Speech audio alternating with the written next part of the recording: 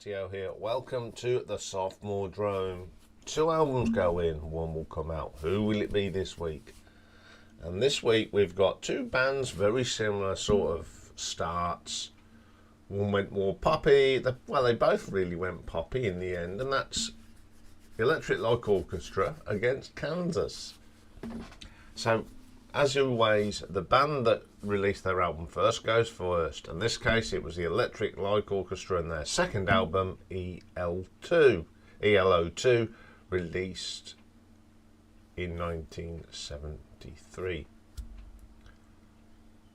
So the last album, which the band used a definite article in their name, and the one that introduced their abbreviation name, last for Roy Wood, first for Richard Tandy and Mike Edwards, Mike Albuquerque, Wilfred Gibson and Colin Walker. So the band at the time were Jeff Lynne on lead vocals and guitars, Bev Bevan on drums, Richard Tandy on the piano, Mike Albuquerque on the bass, Mike Edwards cello, Wilf Gibson the violin, Colin Walker was cello on some of them, and so was Roy Wood. Now they say that there's some unconfirmed musicians on here. Hugh McDowell, possibly cello on the first track, and Bill Hunt on the French horn.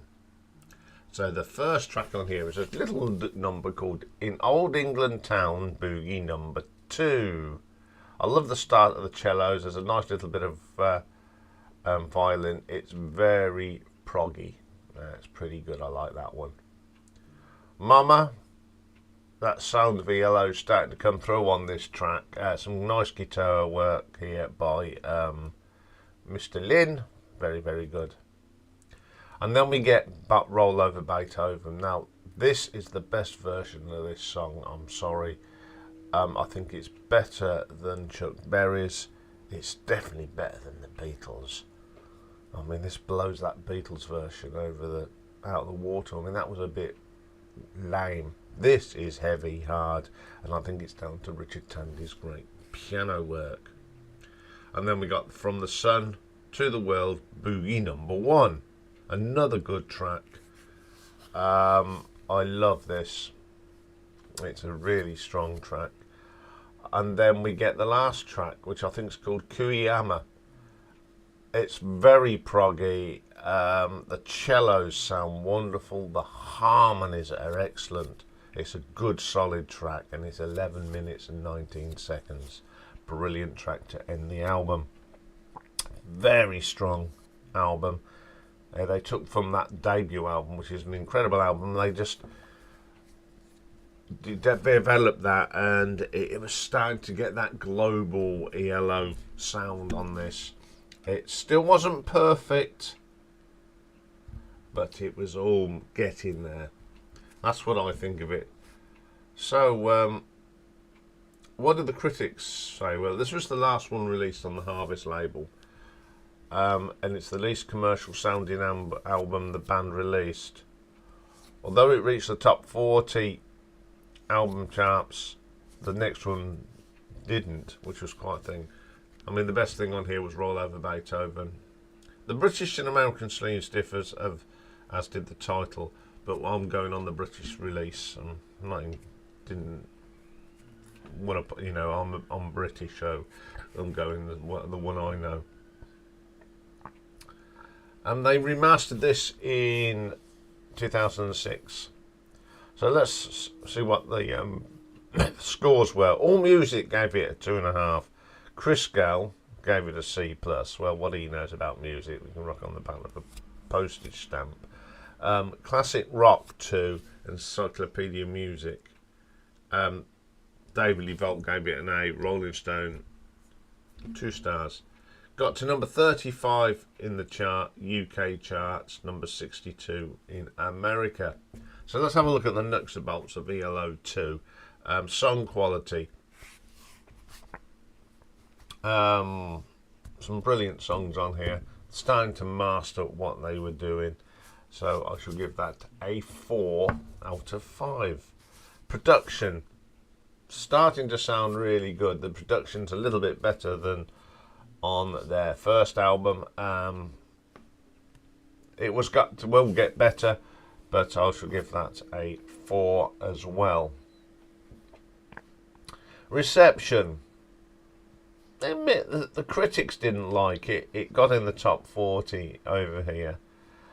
So I'm going to give that a 3 out of 5. Cover design. I love this cover. The little light bulb spaceship in the space.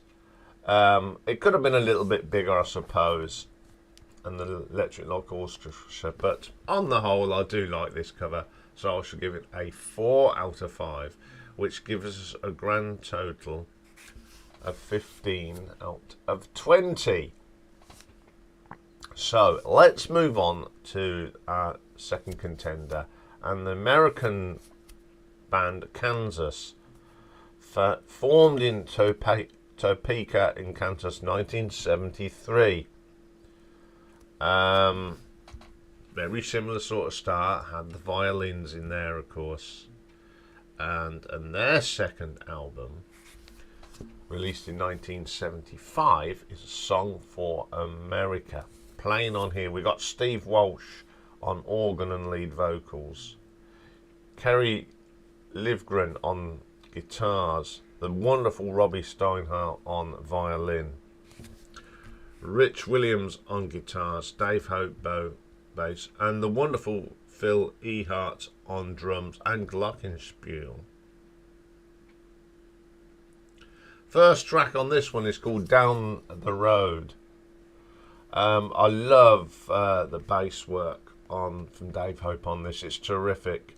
The shredding on the violin from Robbie is brilliant. It's the closest you're going to get to shredding on a violin. Brilliant. Then we get the title track, Song for America. Another amazing song.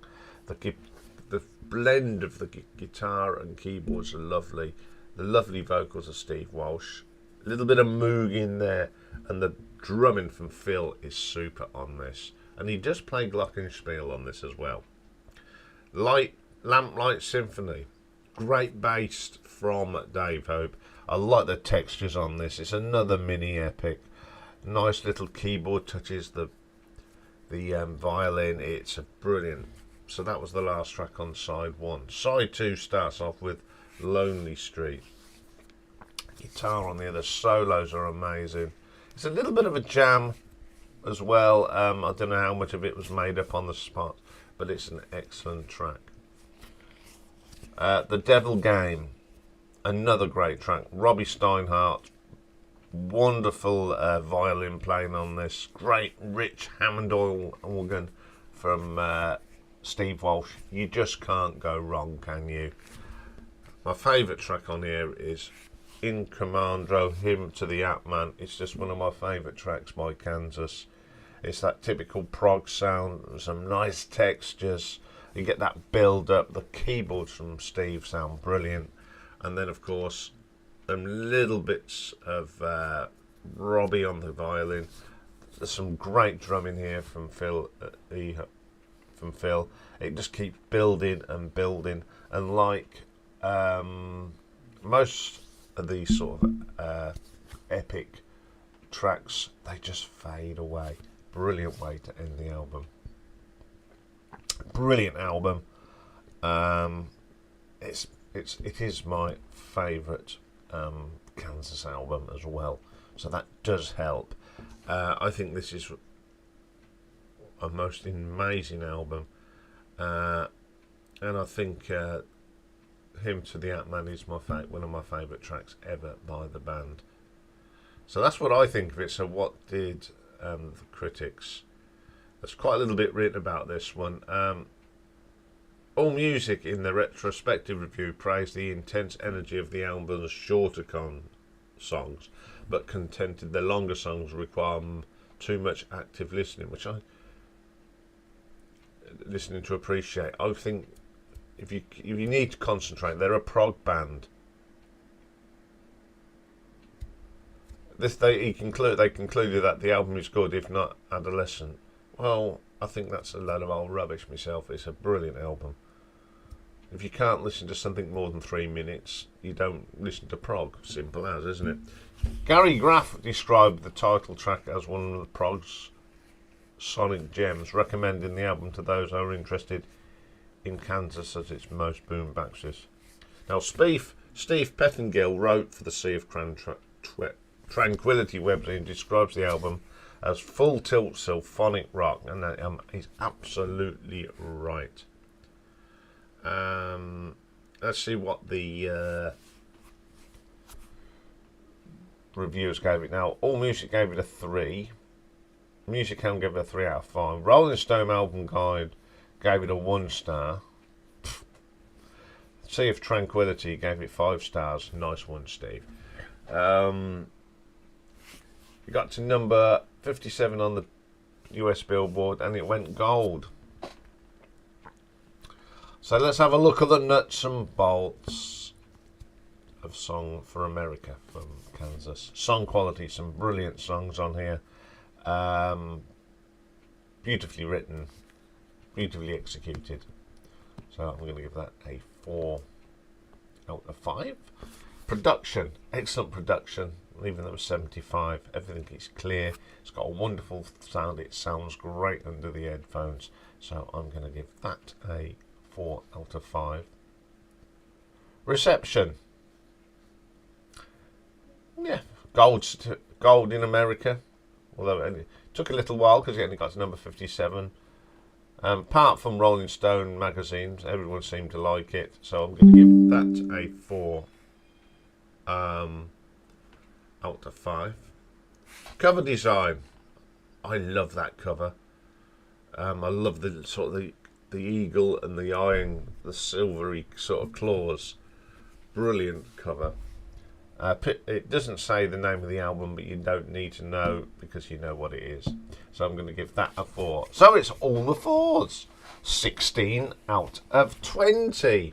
Now here's the hard bit, which is my favourite. Now, they are both brilliant albums. Albums I love playing, and I love playing them loud. But when it comes down to it, you got to look at it now. This was, ELO was reasonably prog. They still hadn't sorted out what way they were going to go, but that is a fabulous album. But for me, this second Kansas album is just absolutely dynamite. The sound was right, and I just think ELO's on their next album on the 3rd day. That's when they really started honing in. Now, if it had been on the 3rd day against Song for America, it'd have been a tougher decision. But on these 2 albums, you can only go with what you've got in front of you. I'm going to go with Kansas today. So there we go. Now, how do you vote? Well, there'll be, if you go to the posts, I think you know where it is now. If you go in there is a poll. It runs till next Wednesday. We'll have a poll in the live stream tonight, and then Dave will announce the winner next week. Okay, then coming up next is Pick and Mix. We change it every week, and this week we're going cultural. It's the cultural part of the channel where we look at album artwork, and we're going to look at some Renaissance today. So join me for that. Bye for now.